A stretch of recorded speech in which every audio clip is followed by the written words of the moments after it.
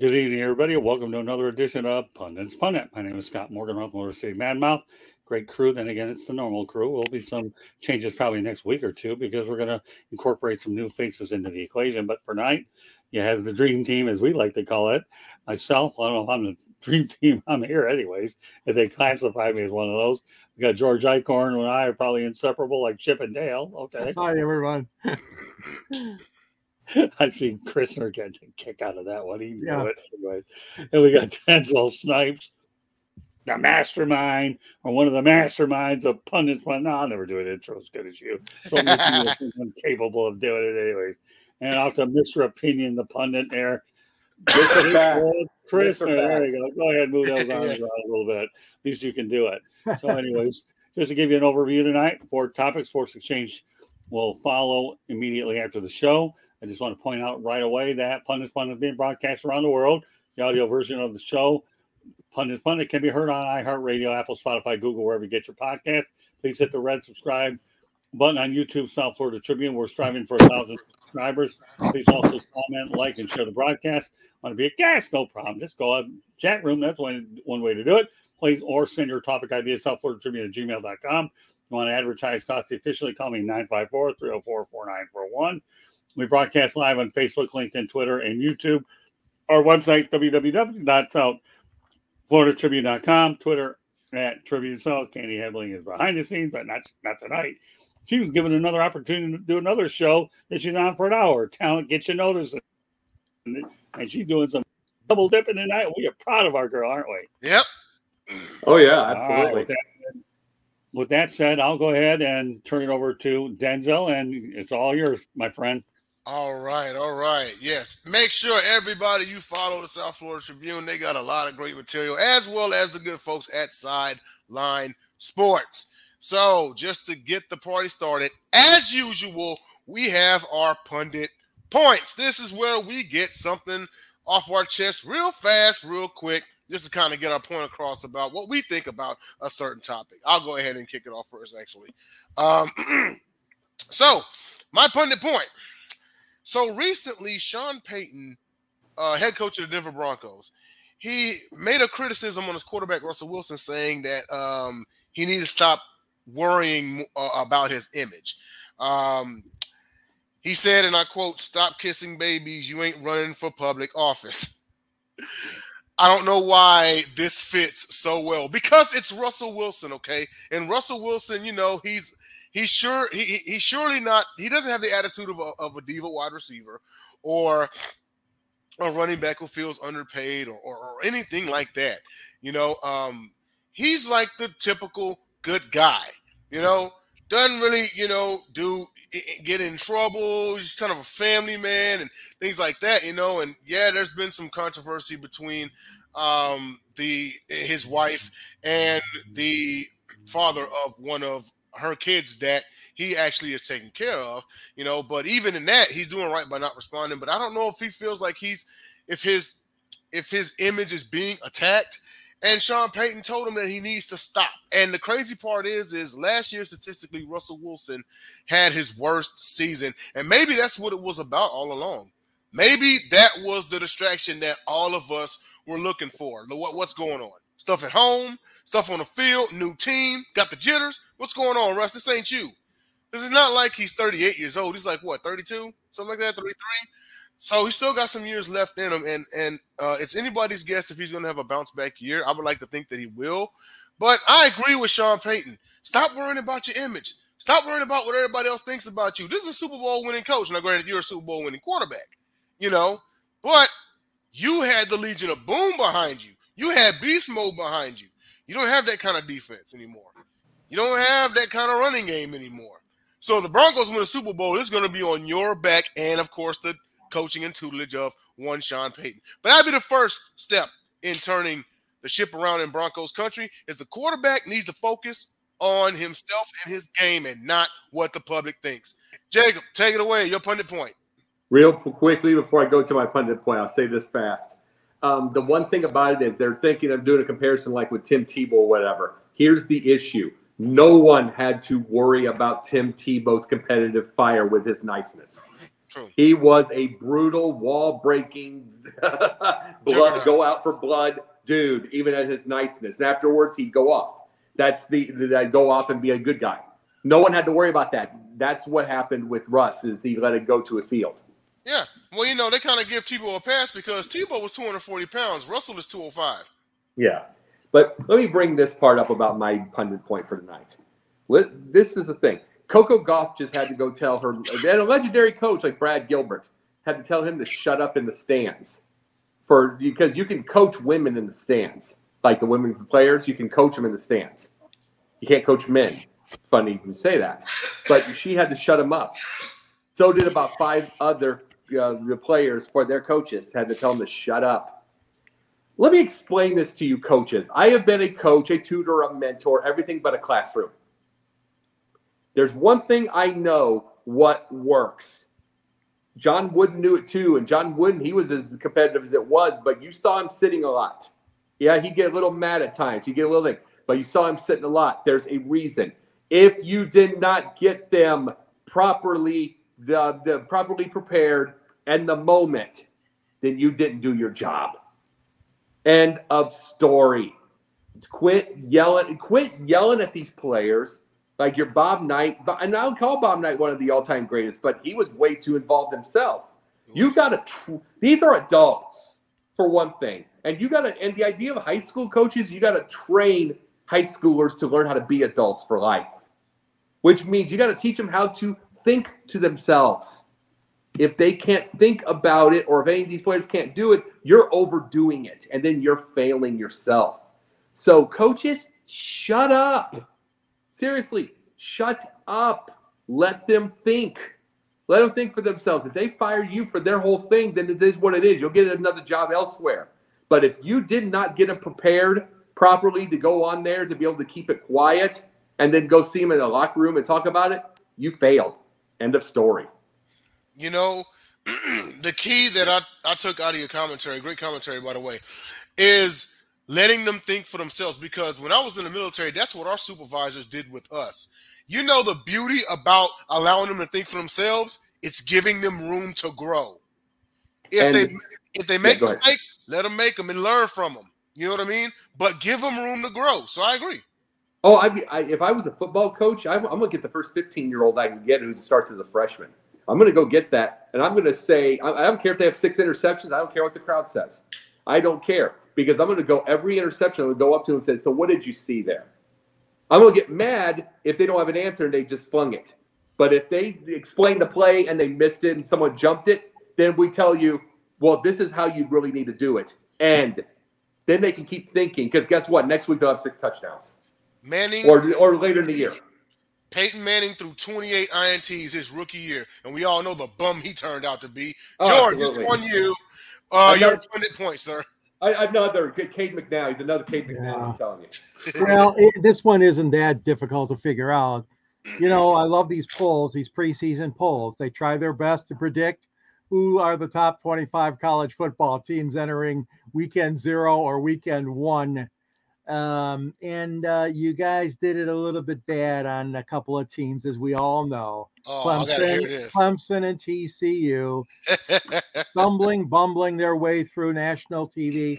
Well, actually, not so bad for TCU. It was a great game. Obviously, went back and forth. But all this being said, that, you know, as much as the writers or the coaches, who's ever on the poll, like to get it right, it's always a crapshoot at the beginning of the season, because you have no idea what's going to happen. So, and then, like I said, the 2 glaring ones were obviously the tumble that TCU and the tumble that Clemson took. But, you know, they got a lot of the other ones right, but I don't know. I just think that somehow you got to look at the situation maybe a little bit more finer next time and try to figure these out, so you're not so far off on your predicting the top 25 if you're a voter on that panel. But all in all, they did pretty good on the other ones, but those 2 are a couple of glaring misses for them.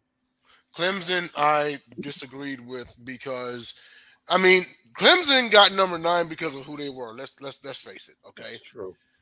But I disagree with it because too many questions at quarterback. Hell, the last guy wasn't even that good. He transferred. Pretty much is forced out. I did not see the number 9 ranking. I don't get it. I don't get it at all. The quarterback looks like Dabo's son, who he didn't want to give up and did the thing. It's kind of like Kirk Ferentz with Brian Ferentz as EOC. That's the equivalent of the quarterback at Clemson. Yeah, pretty much, you know. And I mean, I will say this much: they can still run the ball, but man, if anybody watched that game, it was just too many mistakes. Like, they left a lot of points on the field. It seems like they would get, you know, into the red zone, like inside the 10, and then either they miss a field goal or they fumble. You know what I mean? Yeah. So obviously there's a discipline problem as far as on-field discipline as well. But we'll see what fares with Clemson the rest of the year. And to round it out, we got Scotty Too Hotty for his Pundit point and go. All right. Well, first of all, Jens, I have to kind of double back on what you said. I remember when I was at the University of South Florida, and I was a member of the Communications Council, and I had one term where I got 2 C's and a D because I was worried about everybody else's opinion. Really was. Oh, I'm worried about everybody's impression, blah, blah. And by the way, who's paying for your education? Me, myself, and I. Okay, so what happens? Bit the bullet. Didn't care what nobody thought. They could hate me all they want. So I went back home to Detroit, regrouped, like Cordo's, because he got an earful when we went out and had a couple drinks, right? Because I was legal back then. And you're not legal anymore? No, that's another story. Oh, that's an on-camera question, not one that's on camera. But anyways, here's what ended up happening. I took a total of 18 credit hours because one of those D's had to be erased, okay? And I ended up making up the lost ground because I regrouped, didn't care what nobody thought, okay? And that's what Peyton pretty much is telling Wilson. Forget about everybody else, but you got to stick to it because here's the thing. Russell Wilson is really on a 1-year deal. If you know, Peyton will get rid of him if he doesn't turn it around. Peyton isn't very patient, and he feels if I can't turn him around, mark my word, I'll find somebody else. Drew Brees may not be walking out that door, but you never know who he's going to have left. Now, my actual pundit's point goes to the New York Yankees. You know, we've talked about them from time to time on the show, but they're 69 and 69, and they're using a lot of young players. This team is starting to play much better. The future is looking a whole lot better as of September 6th, 2023, than it did 1 or 2 weeks ago when they were toiling in a long record losing streak, and they're playing much better baseball. I don't think that'll be enough to get the Yankees in the playoffs, but I'm going to tell you one thing. Come next year, the Yankees are going to be dangerous for all the right reasons, because one thing George Steinbrenner didn't do as well that Halsteinbrenner is doing, developing their own players. That looks good down the road for the Bronx Bombers. All right.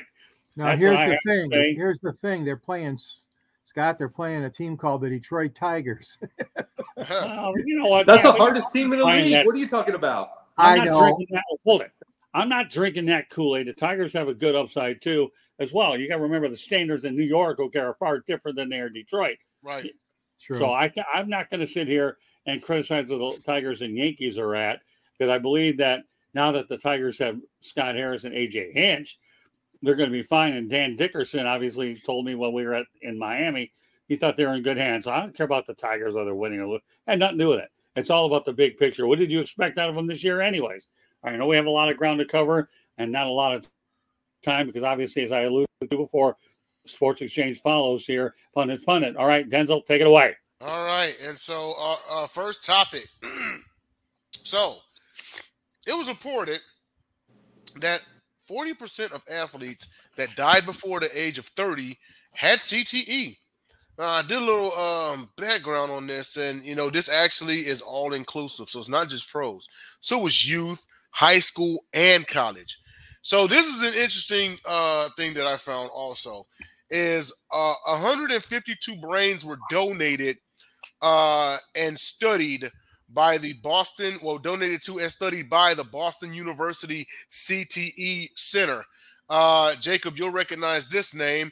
The center was co-founded by former WWE wrestler Chris Nowinski, who had a short career as a wrestler. He retired due to too many concussions. That actually is what led him to co-founding the center. So I want to swing this over to Jacob and get your thoughts about this whole thing. Think about this for a second. I'm going to use an example, and I mean, I love both these guys to death. I'm gonna press a show. It's Dan Severn, Don Fry. Dan Severn, Don Fry. It's called Toxic Masculinity. Right. Their podcast. Recommend it completely. Been had about 200 shows now. Wonderful show. But here's the thing: catch the difference between the two when you listen to them. One sounds like that, and that's the Don. He has like 27 surgeries, and I guarantee if you send for CT, he has it. Yeah. He also has a thing on YouTube where he's doing this over and over with with one of his opponents. It's like Takamura, I believe his name was. He's doing this, and they're just punching each other in the face over and over. Dan Severn, 65 years old now, still could probably get into a non-striking fight, like it's exhibition, to this day. Can still roll, can still everything is completely clear and on the dot. Has like one broken bone, 2 broken bones maybe, through his life. See, it's called. A lot of them didn't use intelligence. A lot of them didn't use intelligence like that. During these times, concussions were not brought in, whether it was fighting, whether it could be basketball, football, anything. Remember, you played when your bell was rung. Now, literally, in fighting, they're stopping it if you've got even a cut. In football, if they bring somebody onto the field, remember Kenny Pickett missed twice last year. He had to go off the field twice. He did. Because the bell was rung and he couldn't understand what they were saying. Gone. This isn't the thing. You're not allowed to be a tough guy anymore. And in certain cases, like in the body, like with the things, you should need to be. With the head, you can't mess with it, because we're now seeing these things are what's going on now. So, and look at before you go on, you're going to ask me a question. Look at the training camps and look at those little shells that you have. The shells they have for protection. No one's messing around with the head anymore. Nope. You want to hear another alarming stat? You know what it was estimated? How many headshots Muhammad Ali took during his career? Well, like 7,000? 100,000. I could see that. I was like, and he lived? Wow. You know what? That doesn't surprise me. It really doesn't, because number one, what you have to understand, though, guys, is fights went 15 rounds and not 12. Yes. Yep. So if you add hear me out on this one, that's a great topic, and I'm glad that we're addressing it. You talk about fights that went from 12 to 15. How many of those headshots were accumulated during those last 3 rounds when boxers were starting to get fatigued and they were obviously getting a little tired and they were free bombs? They weren't just uppercuts. They were bombs. And I know because I interviewed Muhammad Ali and I got first-hand information from him about, when it all began back in the day. So, when you're closer to a situation and you realize that Parkinson's disease is a result of too many headshots, at least in boxing.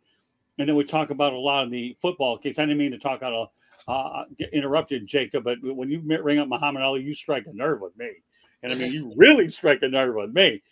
So, I used to talk to Angelo Dundee. Angelo Dundee, to this day, when I talked to him, he said he never understood Ali's idea about the rope-a-dope during the George Foreman fight until he finally figured it out. Muhammad Ali to me, he was the smartest fighter I've ever seen. Smartest, Well, Ali, the thing about Ali was he didn't stop the rope-a-dopes until he messed around with Inoki, and Inoki took his legs out, and he couldn't never move around again.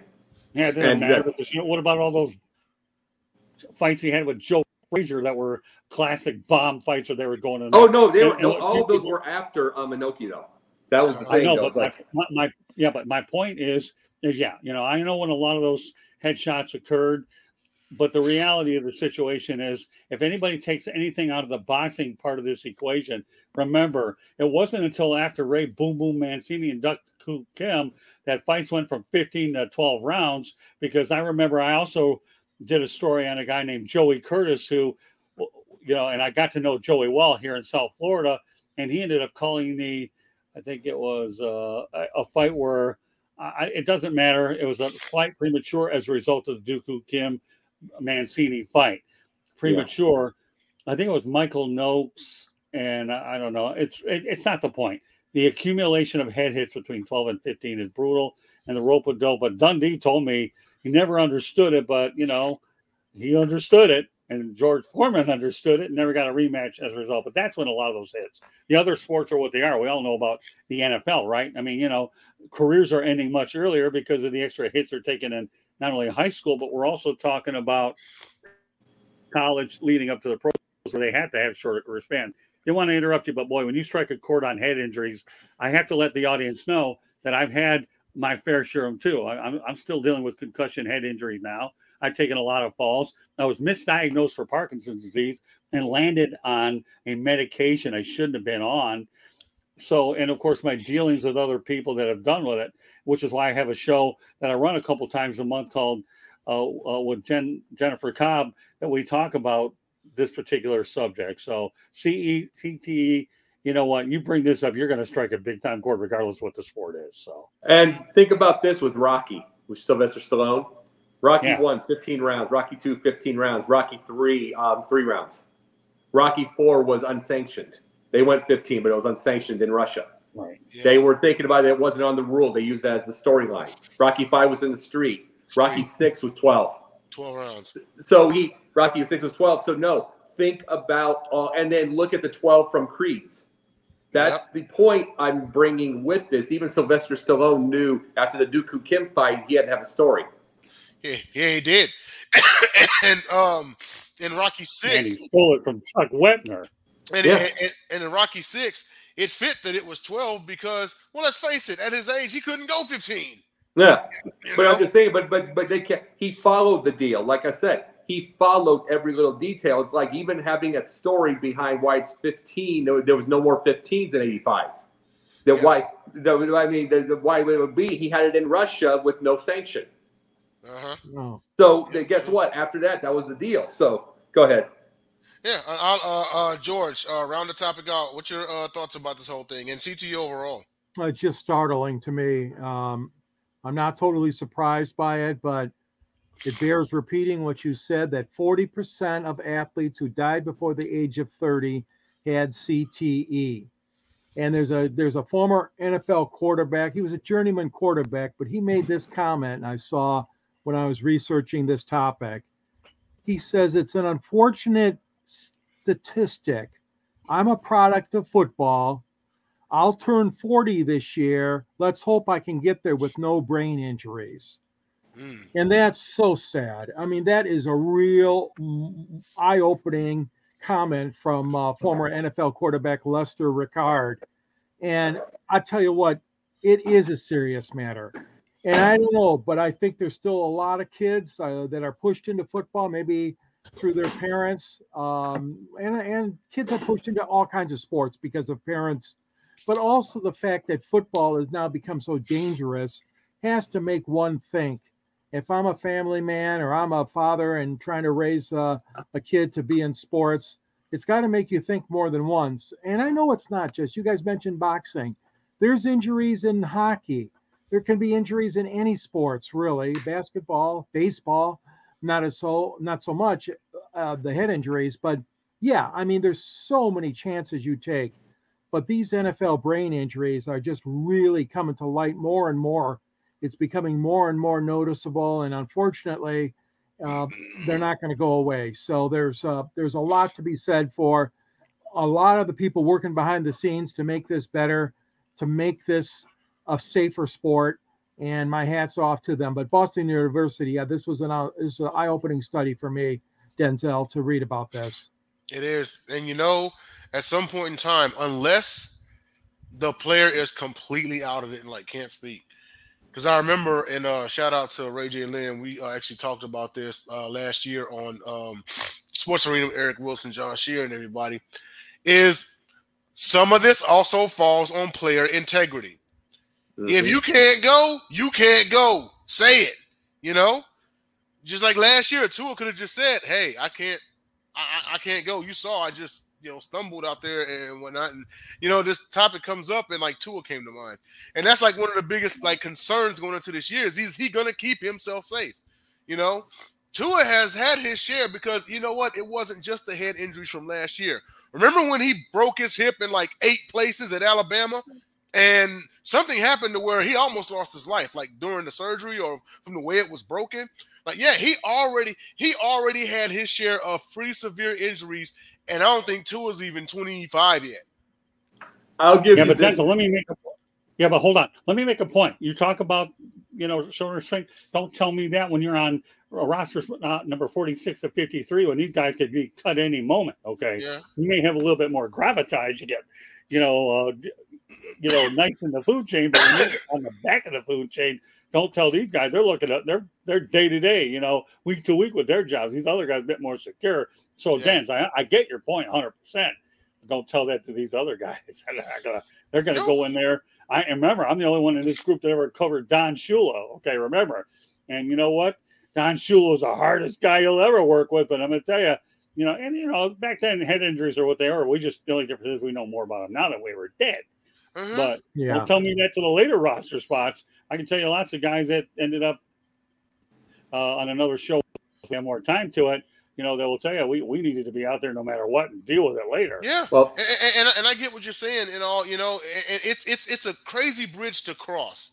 Right. Because I get it. You have a job. You don't have the security of a Tom Brady or a Patrick Mahomes right. or anybody like that, right? So you're like, I got to make every dime I can, okay? But numbers don't lie. 40% before the age of 30. Right. So what good is all that money you're making if you aren't going to be alive to even see it? You better end the topic on that note because you can't get any higher than that. Yeah. I have a real quick story of how I got to stay out of football. Funny story.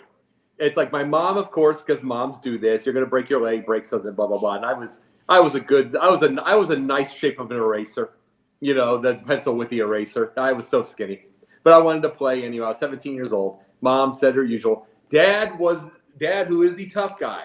He was very tough. He looked down from his paper. He brought his paper. He says, my team was horrible. Our Devils back in these days, now they're awesome. Back in those days, horrible. 1 win a year. 1-9 every year. 1-8, 1-9 every year. 0-10, 0-9, awful. And he went, they never win a game, ever. They never win. You would never get your homework done. Now, if they won something, I'd think about it. But they never win a game, and you'd never get anything done, and we have to worry about your grades. Done, kaput, never thought about it again. I understood what he said, and my brain works fast being witty, doing this kind of stuff now, instead of not doing well at football and getting my bell rung. Yeah. But he never, ever questioned my manhood or did all the kind of thing. He did it as a man. He was saying they didn't win ball games and you're wasting your time. And so he blamed it on the coach to keep me out. And he was brilliant that way because I listened through that whole time. And it made me feel good still. It didn't care that I didn't follow through, Yeah. No, I totally get understand. So what we do is move on to our next topic here. And I wanted to touch upon this one right here. And that is Notre Dame versus Tennessee State and Deion Sanders. So this past weekend, Notre Dame won 56-3 at home. Of course, everybody knows how this goes. The big school always pays the little school, money to come up and play them in their stadium. It's a tune-up game for the big school. For the small school, they get a little money. Notre Dame paid $1 million for that team to come up there. It's a pretty hefty payday. And the money will actually help pay for Tennessee State's athletic facilities, which is a plus. But can't help but think, when Deion Sanders comes to mind and the way he was turning the tide at Jackson State, and then you think about the whole Ed Reed, thing and how he was pointing things out and then they canned him for it, But this right here, it should go past, well, we got to lose to some school or maybe an upset happens. I don't know.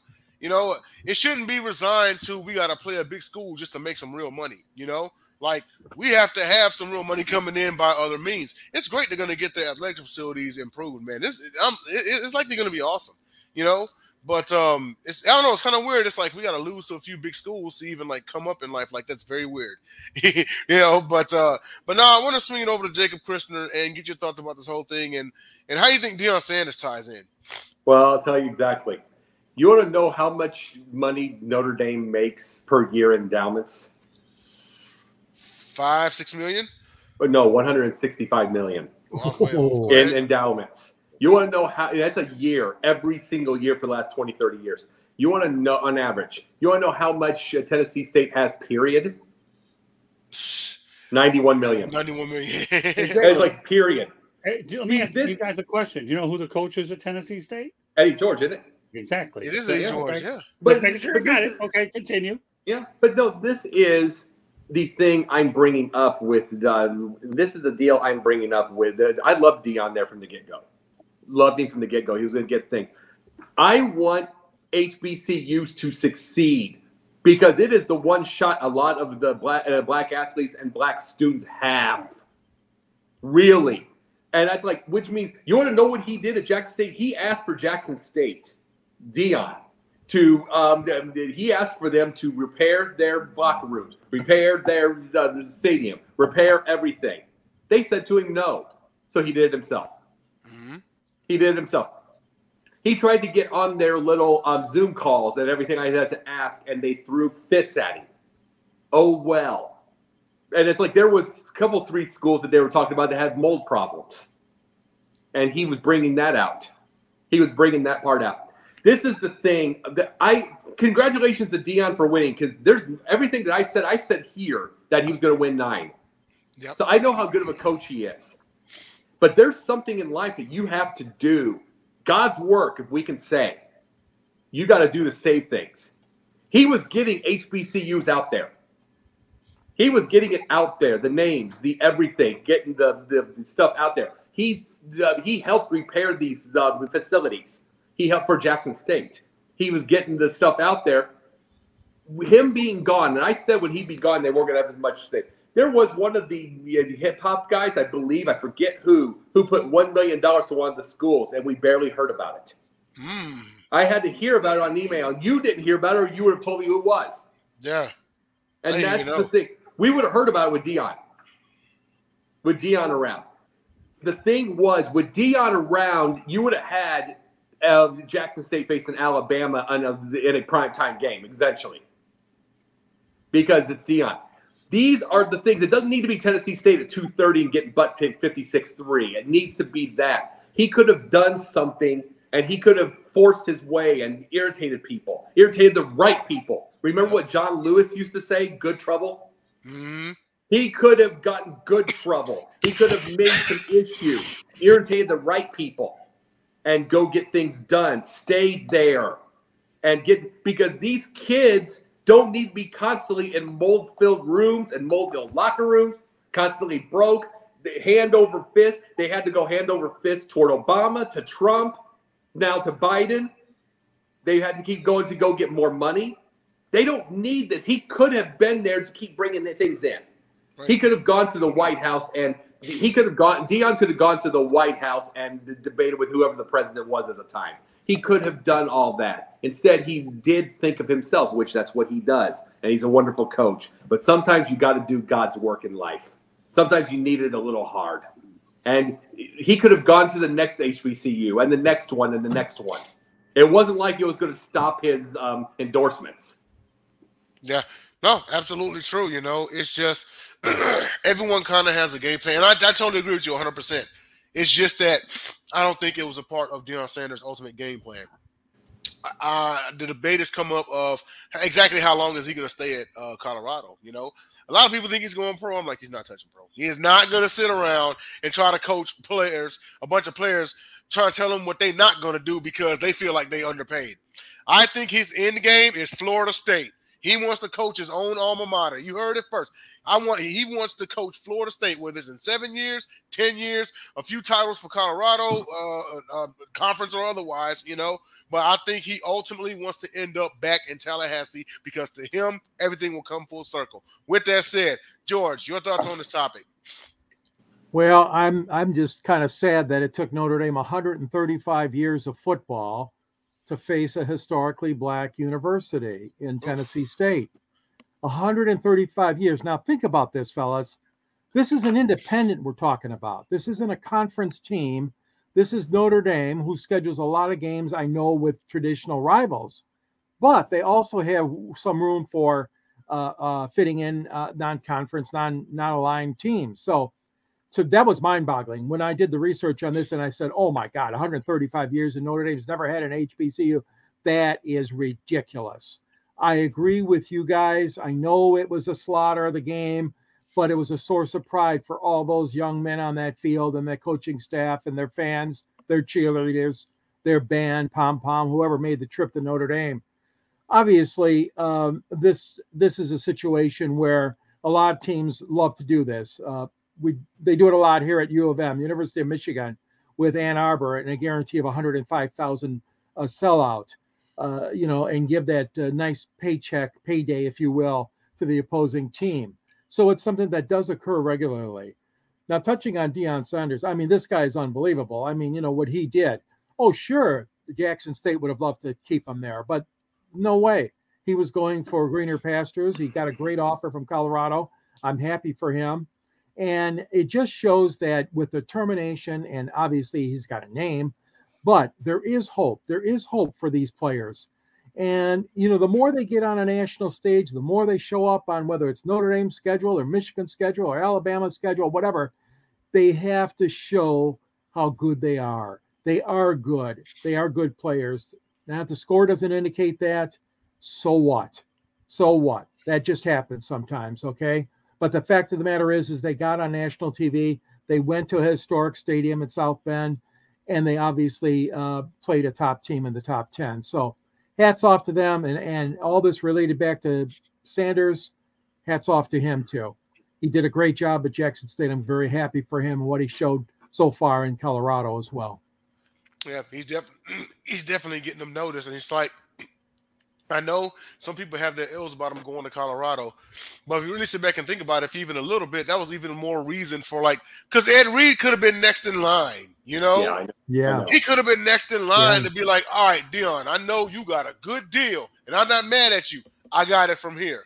But then what happened? He got railroaded for pointing out the same things that Jacob just pointed out. He got railroaded. You know what I mean? I know he did. It is like, and they railroaded Ed Reed. They wouldn't care about me, even though I talk about this kind of stuff a lot. But I'm a 45-year-old white man, but I bring this stuff up. But they railroad somebody with some pull, excuse me. They railroad him who could get that. All this is all I'm saying. I understand the whole thing. Maybe it wasn't his end game, but it's not Deion who, because I sure don't see others stepping up. If they would find someone to step up and do that kind of work and go over there, because it's going right back again. I barely hear from them. Okay, good. We got Tennessee State. That game was brought in the Deion era.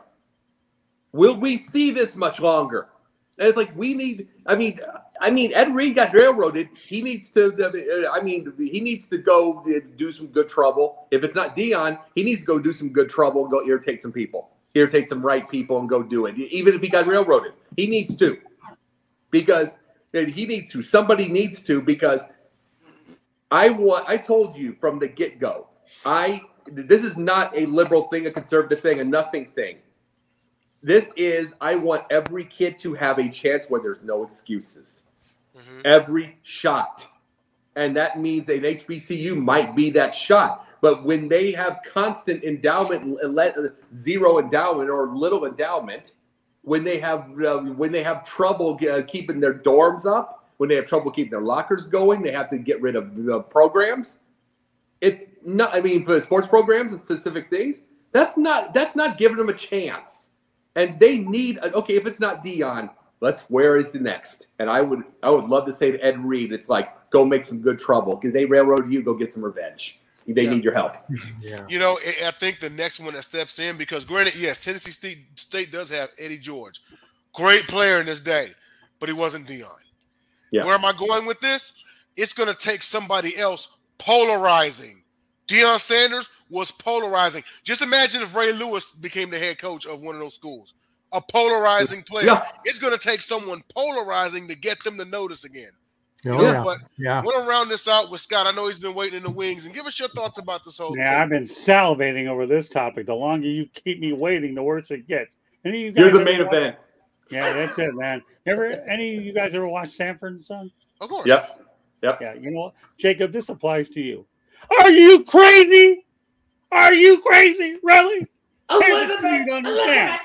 Are you crazy? Here's the deal. Okay, I never get this on. I really need the voice of the back end of this thing. Number one, okay, here's where we're going to go with Deion Sanders. The fact that he stayed over at Jackson State as long as he did, more power to him, okay? He did everything out of his own pocket, okay, to try to upgrade facilities that they should have done, okay? He made them relevant, okay? Mm-hmm. Now, you want to talk about a guy that's aware of a university that has to pay for these, get your tail kicked and earn a payday?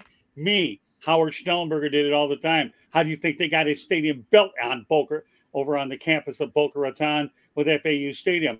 Schnellenberger is not in the College Football Hall of Fame because of his win percentage not being high enough, because he kept building programs instead of taking something that was good and making it better. How many turnaround jobs do you get? Okay, but you guys even realize that Notre Dame has an African-American head coach, right? Did we forget that point too? Yep. So we have an African-American head coach against, another African-American head coach. So you see the logistics. $1 million, you bet they can use every nickel of that. And if anything, I was hoping that Ed Reed would get the Jackson State job because of the situation of Bethune-Cookman. By the way, I get to see him next Thursday. Hallelujah. But at least at a real football stadium. I'm not sure where they're playing up there. Nothing against my friends in Daytona Beach. But no, Jacob, if you don't remember anything I tell you, are you crazy? Really? This is the first time you've ever seen that on this particular show with me blowing a gasket while I'm listening to all you guys talk about it. The real situation is when you lived at a smaller university, you could really relate to what they had to do to get that $1 million guarantee. I mean, 135 years. Well, even the Cubs went ahead and won a championship after 100. So some of these things do end, I mean, that's all. We can talk about the Cubs. But realistically, folks, not yelling at the guy, but I'm just asking him, is he crazy? Because he is. How long do you expect anybody to do a HBCU Texas two-step to go from one HBCU to another? It's not going to happen. It takes an individual that wants to coach. Now, I have no problem. I think he'll do incredible things at University of Colorado. I mean, forget about the one game, okay? What about what he has lined up? This guy went out there. They want to play for him, and I agree with you. He's not going to be an NFL head coach. I saw that when I saw the game. He wants to coach kids. He doesn't want to coach men. He doesn't have the authority. How many times have we seen the situation where, college head coaches don't pan out in the pros? Much different animal. And you know what? He'd be the latest one. But the only difference that makes Deion Sanders a little different, been there, done that, was one of them. And that's why he won't do it. And yes, Denzel, I'll back you on this one. He'll go to Florida State, but he won't be going anytime soon because if Mike Norvell does a great job. If I were Deion Sanders, stay at Colorado because they're going to have a statue with your cowboy hat on there out there in front of Boulder. And remember, when they hired this guy, okay, they hired him for $28 million. They didn't have the money, and they had to raise the money. So, so this, and now I guess it's safe to say that they can afford him. So, I understand, Jacob, your passion for HBCUs and getting these big people out there, and I commend you for even coming up with the idea. But remember one thing, Jacob, if you view me as a mentor, a guy that you look up to, okay, and that is this, okay, it's called a stimulus response situation, okay, and there's perception and reality, okay. We know that Deion Sanders put HBCUs on the map, and he laid out the groundwork for other people. Remember, don't forget, Doug Williams coached at Grambling as well, didn't he? He was trying to do what he could do over there. So it's not like we have a lot of these guys not trying to go ahead and make an impact depending on where they're at. But the reality of the situation is Ed Reed got hosed at Bethune-Cookman, and Deion Sanders put that level there on the map. And let's not forget, great players come out of those. Ever heard of Walter Payton, Jerry Rice? Guess what? They came from Jackson State. They didn't come from all these major universities, did they? So when you want to get me going, which usually happens one time a show anyway, so this is a topic that set off the Motor City Mad Mouth, and I'm not a Motor City Mad Mouth times 10. All right, I think I said my piece. I know we have a couple other topics, but boy, you hit a volcano with this one. No, but before we go into the thing really quickly, the main thing about it is, okay, we'll switch it to this part. I'm gonna always have that belief, but again, if not him, who? They need help. We don't. It can go like that quick to irrelevance. I just want somebody to step up. Will they? We don't know. Yep. Yeah. Well, Now, give I'll us tell you some what. time. When you solve that puzzle, who's going to step up? Okay, that'll be our equivalent to the Rubik's cube. Good luck. Yeah, and speaking of great players from HBCUs, before we go into our next topic, can't forget Steve McNair, Alcorn State, the only player from an HBCU to finish in the top 5 in Heisman. Glad you mentioned it. He was a great quarterback there. Oh, yes, absolutely. So with that being said, going to go on to our next topic, and that is Saudi Arabia. Is that it again? It's slowly been this Saudi takeover, you know what I mean? So follow me here for a second. So Saudi Sports Fund acquiring Professional Fight League, and they're also negotiating to buy Bellator. So SRJ Sports Investments have bought a minority stake in Professional Fight League on 30 August. PFL MENA will launch in 2024, and I'm gonna give a personal thought here about this whole thing before I swing into Jacob. They've taken over golf. We've talked a lot of times here on this very show on the success of Live Golf. They've taken over golf. They're now starting to take over MMA. You know where I think their next move may be? Soccer. Think about it. Soccer is huge in Saudi Arabia. Soccer is huge in any country not named America, okay? And I truly believe, because see, they see a pattern here. If they took over golf and golf is successful, everyone loves MMA, that'll be successful. PFL and Bellator have been successful. Saudi can make that brand bigger. If they can manage to open up a soccer league of their own, man, it's going to be terrible for everybody else out there. So I want to swing it over to Jacob and give us your thoughts about this whole thing. Well, yeah. And it's like, and you know, one of the things about it is you're talking about, you were saying that the next one will probably be soccer. Right. Next one after that might, if not before, is tennis. Hey, Pensman, it's tennis because in the end of this month, the WTA and the ATP are talking about merger. Talking about merger to try to ward off Saudi. And there is that thought process of Saudi trying to make their own league and going after the big ones. That's like, guess what? They won't get a Roger Federer because Federer would never do that. Right. But they would get Djokovic. You know that he is all money. They would get some of these young kids. So they're trying to do this to ward off the merger. The question about that is, they said they want to have equal money with the men, and it's like with the women's. And it's like, here's the thing: will they make the men 2 out of 3 or the women 3 out of 5, so they can be equal in their pay? Because there's no way they can do it 2 out of 3 and one be a 2 out of 3, 1 3 out of 5, and pay them equal. And everything. It's not equal. It is not equal work. So it would have to be 1 of 2 to do that. But the thing about Saudi is they're trying a lot of their issue. Mohammed bin Salman, the prime minister, his main thing is he wants to get rid of oil. He wants to get rid of oil as a number 1 deal. He's one of the more progressive type of things in the Middle East. In the Saudi Arabia, women now drive with their husbands. And that was like 3 years ago when that started. So it's like he's trying to be the most progressive. He also doesn't want oil. He wants to have an alternative energy, which means sports is the one that makes their money. So that's one of the things that they're trying to do right now. They're trying to fight all of this. The world is trying to fight all this off, but Saudi, I just got to wonder how much money are they going to have if they let oil go? Because a lot of this is oil money. Right. So, but that's one of the things. So it's kind of a weird situation, but it's going to be one of the biggest things that we see with something like this, like Live Golf and all this type of stuff, is no one would have cared I keep saying this 1,000 times, no one would have cared about all of this without Donald Trump. Yeah. No one would have said a word because it wouldn't have been in the public's purview.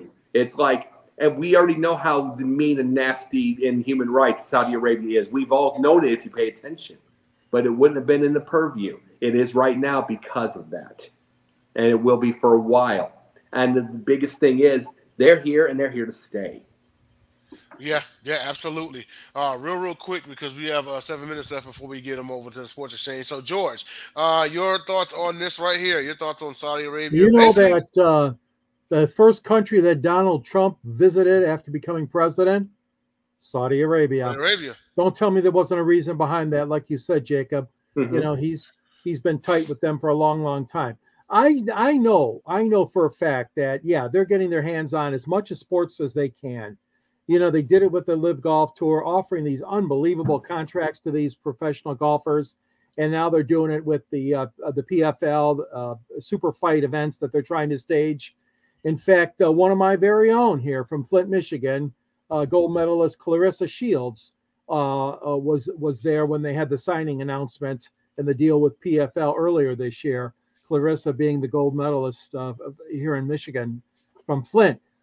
Yeah, the Saudi money is all over the place. Okay, and, you know, and what they're trying to do is get their hands on so much of the fabric of our sports.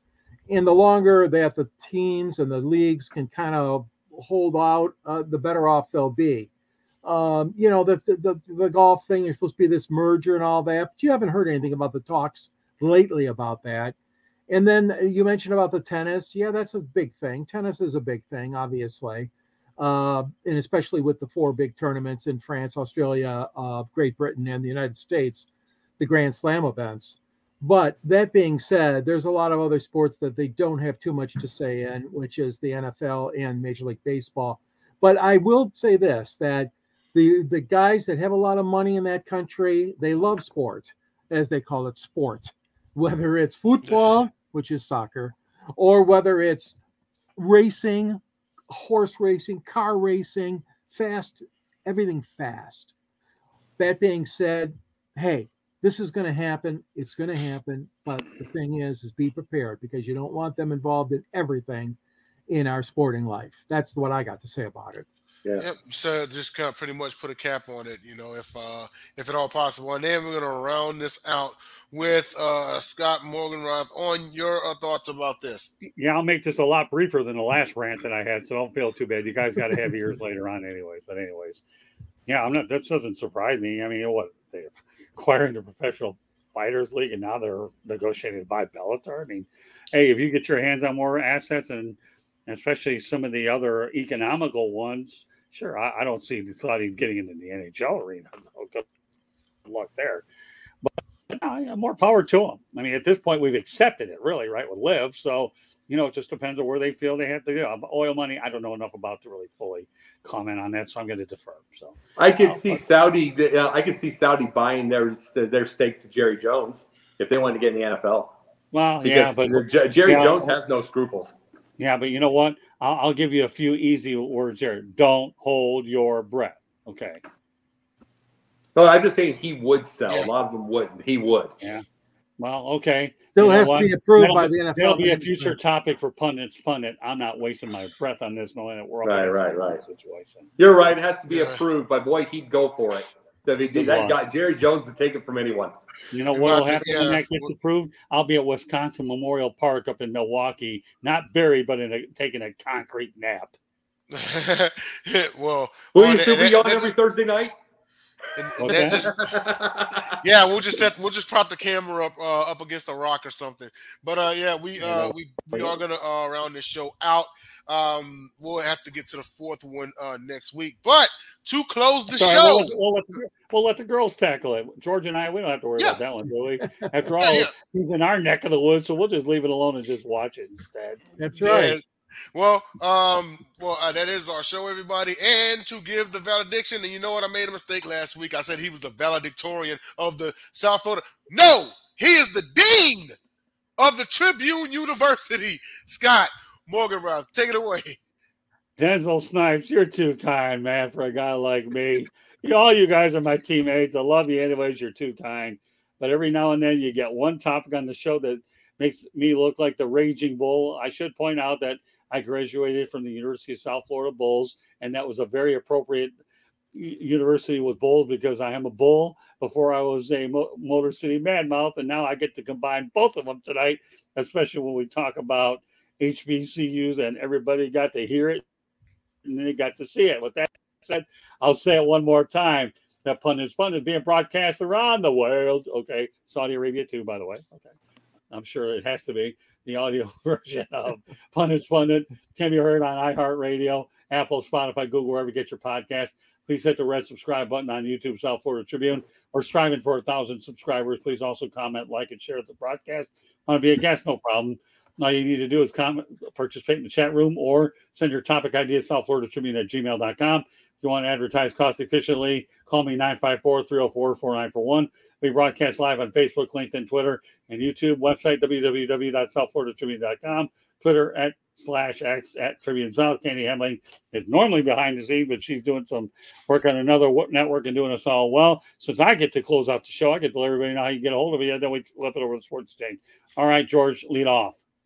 Alrighty, I got this little book called Detroit Sports Broadcasters on the Air. It's not financed with any Saudi dollars at all. And how's this for a segue? How's this for a segue? My colleague Scott Morgenroth talked about Muhammad Ali, and guess what? In that book, he's interviewing Muhammad Ali. What Muhammad? He speaks the truth. Muhammad. Yes, he speaks the truth, as we always know. And the Motor City Badmouth is interviewing Ali, and Jimmy Connors talking about a great tennis player. You can get a link to that book. You can read it online, or get a link to buy it, I should say, at the end of my column under South Florida Tribune, under Motor City Tribune. And you reach me at gicorn@yahoo.com. You can find me on 108 Stitches, this wonderful show, and the Sports Exchange. So many great opportunities on this network. So good to be on with you guys again tonight. Thank you. Denzel. All right. Let's see here. The Sniper and the Pundit presents Top Rope Talk on Sideline Sports. All pro wrestling all the time. That's Monday nights at 7 p.m. Eastern Standard Time. Also, Confidential at now 8 p.m. Eastern on on Wednesdays on the Sideline Sports Network. We're actually going to have off tonight. We'll be back and rolling next week. Also, Thursdays, Pundit. Next week we'll be on Wednesdays again, but then we're right back into Thursdays. Same time, same bat channel. Fridays, the Gauntlet, 8 Eastern on Friday nights on the Sideline Sports Network. You can find me on Twitter at NellyNell13. That is NELLINEL13. Well, just to say this part, Scott, you are the dean. George, you are the professor emeritus. Denzel, you are the valedictorian. I'm the C student that had to scamper to get it. but okay, Sundays in the mornings, some of the time, it is professor to pupils with Scott. Mondays is as brought up the Top Rope Talk. Which this coming week we're gonna have a review, a little MST3K type thing of Terry Funk versus Stan Hansen. We're gonna be doing that. We got that thing. This is coming up. The Tuesday nights nothing. Wednesday nights is these next couple weeks Pundit, but mostly the South Florida Tribune's Sports Exchange and the Confidential. And Thursdays is usually Pundit's Pundit. Also, I am on. Let's see, Jake the Pundit on Twitter and X. And I am also Jake the Pundit 1 on TikTok, which just got its 1,002nd follower. So it's coming pretty fast. So go. All right. Well, on behalf of George, I don't need last names anymore. I'll just go first names. All right. On behalf of George, Denzel, Jacob, this is Scott. Thank you for joining us on this edition of Pundit's Pundit. And we will see, well, George and I won't see you better than ever next Wednesday night. We get the night off, but Denzel and Jacob get to mastermind the rest of the crew for next Wednesday. So stay tuned. These guys are going to do an awesome job, as Dick Vitale would say, awesome baby next week. And George and I will be returning in about 2 weeks. Although I will be on next Wednesday night's edition of the Sports Exchange. Speaking of the Sports Exchange is next. So there you go. We'll have it. Look forward to catching you next week. Good night, everybody.